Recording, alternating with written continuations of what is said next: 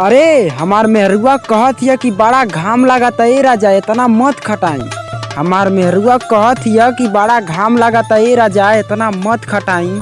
त खिसिया के रह गइल। जब कहली अरे करेजा तोहार देहिया दबा दे रतिया में भुइया बिछा के चटाई। करके नैहर से आई थी बीटेक वाला, पर गई मैं गेहूं काटते काटते।